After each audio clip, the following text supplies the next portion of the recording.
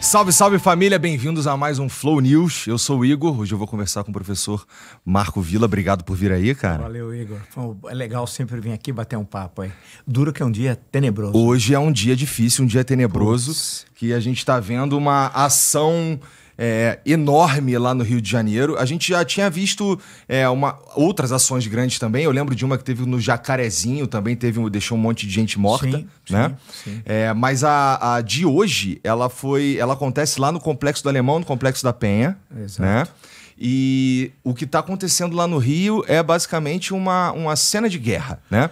Eu, como carioca, eu tenho uns amigos cariocas que ficam mandando coisas nos grupos que a gente participa lá, e eu já vi vídeo hoje de supermercado sendo saqueado, eu já vi vídeo de gente baleada, né?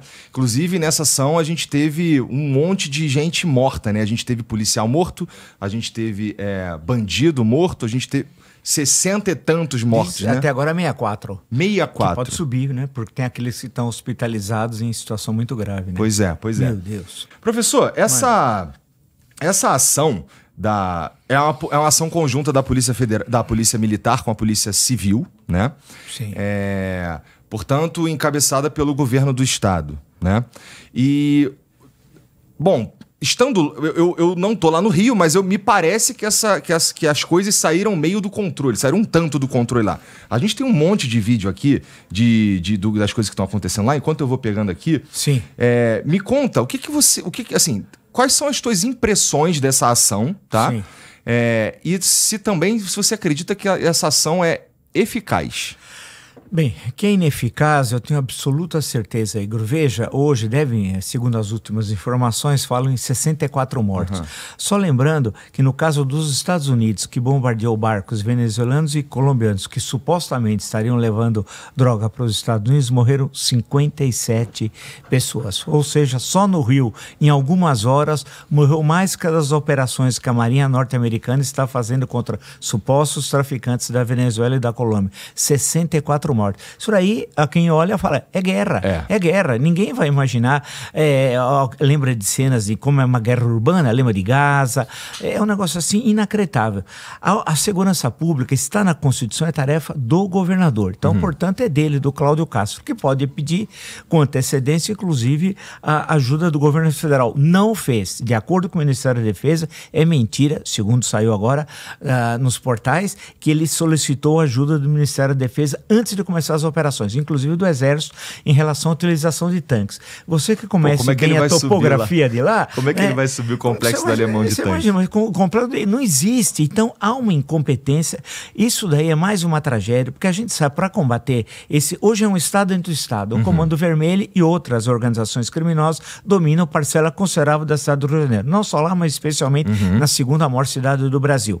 E tem o controle dali. Controla tudo. Controla a economia, a vida das pessoas, vende gás, o gatunete, é tudo, né? Tudo, tem o controle total de circulação. Tem até aplicativo que você tem que comprar o aplicativo do crime organizado para poder circular no interior dessas regiões sob o controle do crime organizado. Então a questão central é que, mais uma vez, tem de passar pelo governo federal, o governo da União. O projeto que tem hoje não é de unificar as polícias militares, mas que tem uma presença maior do governo central, do governo federal, do governo de Brasília, para ficar bem claro, em trabalho conjunto com as forças públicas e estaduais, é central e está sendo barrado, empurrando com a barriga. Eu espero que a partir de hoje, eu sei que é um otimismo barato, Igor, mas que isso auxilie a discussão no Congresso Nacional. Vamos ver, né? Porque o Cláudio Castro era incompetente, ninguém sabia quem ele era um vice-governador do Witzel, que ninguém mais lembra, que foi eleito, que por alguns meses acabou sendo cassado, era um incapaz, não tinha história política no Rio de Janeiro, e essas tragédias que envolvem no Rio Polícia Civil e Polícia Militar são tantas, hein? Se você começar a puxar o fio, lembra a Candelária? A morte dos menores, isso sucede, e o perigo, Igor, não só quem mora no Rio, mas no Brasil, a gente banalizar isso. Acha que isso faz parte da vida normal, porque amanhã é outro dia. E amanhã essa comunidade, são milhares e milhares que lá vivem e não tem nada a ver com esse conflito, vão ter de trabalhar, vão ter de ir na escola, ir na creche. Como é que fica?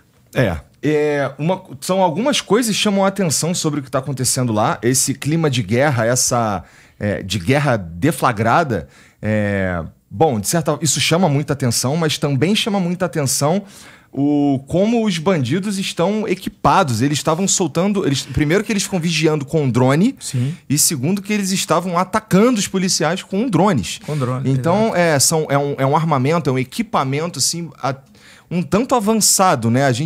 Eu não esperaria que tivesse... o cara como estão fazendo guerra na Ucrânia lá. Exatamente. Com um drone? Exatamente. Aqui no Rio estamos tendo isso. Então, é incrível o armamento hoje desses grupos criminosos, que eles têm armamento pesado. Uhum. E muitas vezes armamentos superiores ao que tem as forças da ordem. No caso, a Polícia Militar e a Polícia Civil. A utilização de drones, as armas pesadas. Agora, aí tem treinamento. Uhum. Quem é que treina os operadores de drones? Quem é que treina os milicianos? Porque eles têm ações, segundo eu estava conversando outro dia com um especialista militar, eu falei, mas eu observei que no caso aqui de São Paulo, da Praia Grande, na trágico assassinato do delegado, então uma coisa tenebrosa, a ação dos que foram assassiná-lo era uma ação tipicamente de alguém que foi treinada por forças militares, né? A forma como eles foram. Então, no caso do Rio de Janeiro, que era uma proporção muito maior, nós estamos falando da segunda maior cidade do Brasil. Olha, não falta dinheiro, hein? Teve Pan-Americano, teve Olimpíadas, teve Copa do Mundo. Isso em um espaço de tempo muito curto, né? E recursos tiveram. Teve no final do governo Temer, no último semestre, uma intervenção federal na área de segurança, né? Inclusive o general que está preso hoje, Braga Neto, foi o responsável por essa intervenção, que no fim mostrou-se desastrosa, não reformou o sistema de segurança do Rio de Janeiro, nem em termos de equipamentos, de comando, de trabalho. E falta uma coisa básica, é o trabalho de inteligência. Ninguém faz um bombardeio como esse, foi um bombardeio, e no meio a comunidade pressionada de um lado pelos grupos criminosos, do outro lado pelas polícias civil e militar. Você tem que fazer um trabalho de inteligência, separar uma coisa de outra. O que é o trabalho de inteligência? É o trabalho de informação, de conhecimento do terreno. Nós vimos, inclusive, cenas hoje de rotas de fuga, quer dizer, os criminosos buscam áreas mais densamente, com florestas logo atrás, e se esconde, como nós já vimos em outras cenas, em outras intervenções semelhantes a anos atrás. Vamos lembrar que no governo Sérgio Cabral, no final do governo Sérgio Cabral, em certo momento, com ação inclusive do Exército e da Marinha, eles enfincaram a bandeira brasileira no morro. Quer dizer, dava a impressão de um território conquistado, como se fosse um outro país e não nós, o Rio de Janeiro. Agora, a pergunta é, Igor, até quando isso vai continuar? Até quando nós teremos a separação de duas polícias, que essa é uma das razões também, tem que ter uma polícia só, civil e militar, a relação forte com o governo central e o controle territorial, porque isso se mistura com a política, porque nesses locais tem eleições no ano que vem,